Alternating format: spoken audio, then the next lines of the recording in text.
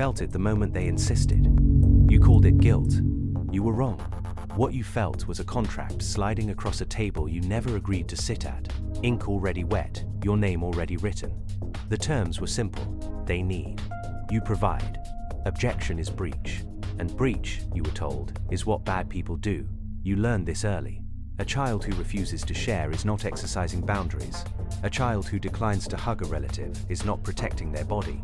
They are difficult. They are selfish. They are bad. The lesson lands not as words but as temperature.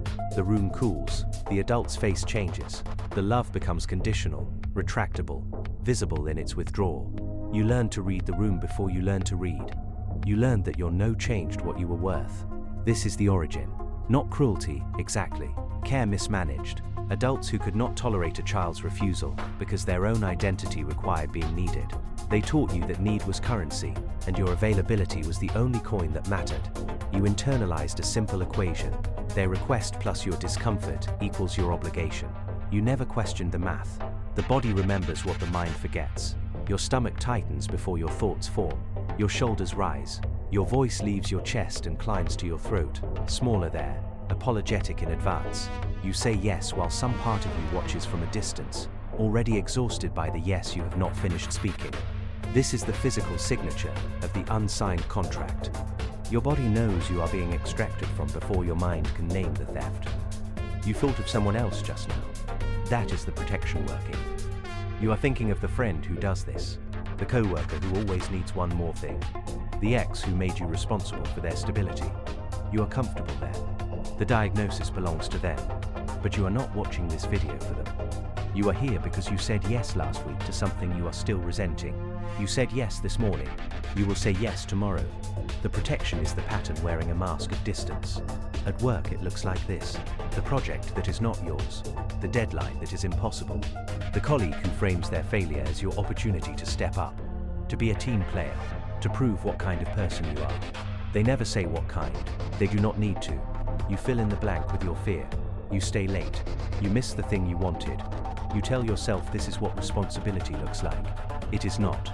It is what extraction looks like when it wears a lanyard. In relationships, it is more intimate and therefore more invisible. The partner who needs you to understand why they cannot be alone tonight. The friend who calls in crisis, always crisis. Your sleep interrupted again, and you answer because what kind of person lets a friend suffer? You do not ask what kind of person repeatedly chooses midnight as the hour to process. You do not ask because the answer would require a no. You are not permitted to speak. The intelligent person's version is the most insidious. You have read the books. You know the vocabulary. Boundaries, you say. I am working on my boundaries. You say this while you are cancelling your own plans to manage someone else's anxiety. You say this while you are composing the perfect, gentle no that somehow still ends in yes. Your intelligence serves the pattern now. You have better reasons for your self-betrayal. You call it empathy. You call it emotional labor, as if naming the work makes the extraction voluntary. The high achiever's version wears achievement like armor. You cannot be exploited if you are choosing excellence. You take on the extra project, the extra role, the extra emotional weight, and you perform it flawlessly.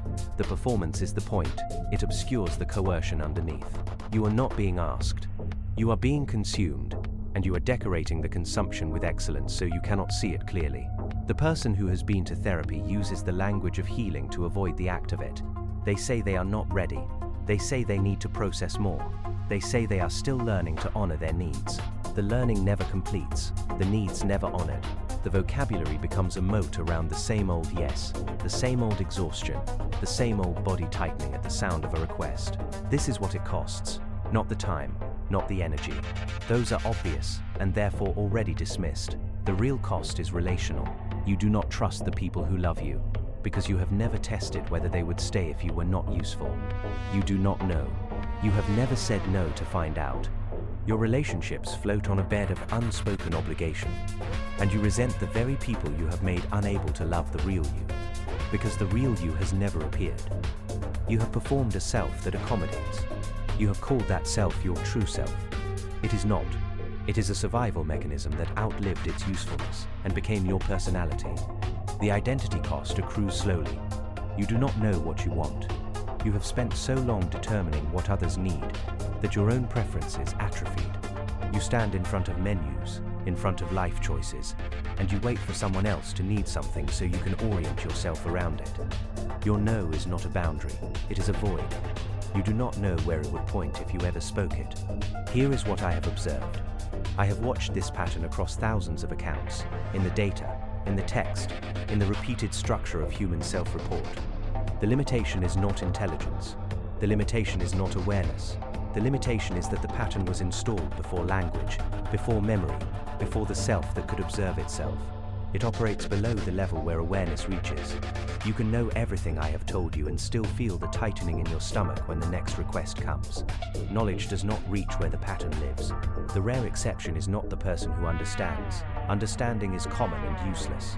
The exception is the person who permits the relationship to fracture, who speaks the no and lets the cooling happen, lets the withdrawal of love become visible and real and survived. Who discovers that some people leave and the world does not end? Who discovers that the people who stay are not the same people who needed them? This is rare because it requires a grief that most people will not voluntarily enter. The unsigned contract feels like safety.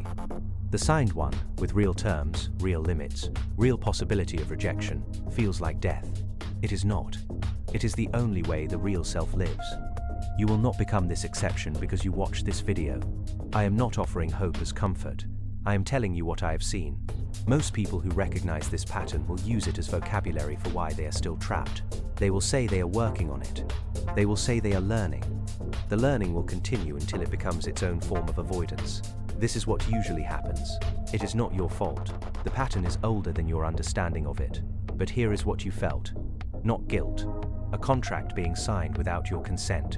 The cost was not the yes you gave. The cost was the self you never became. The no you never spoke. The life you oriented around other people's needs until you forgot that need was not the same as right, that request was not the same as requirement, that your discomfort was information, not obstacle. You felt it the moment they insisted. You called it guilt. You were wrong.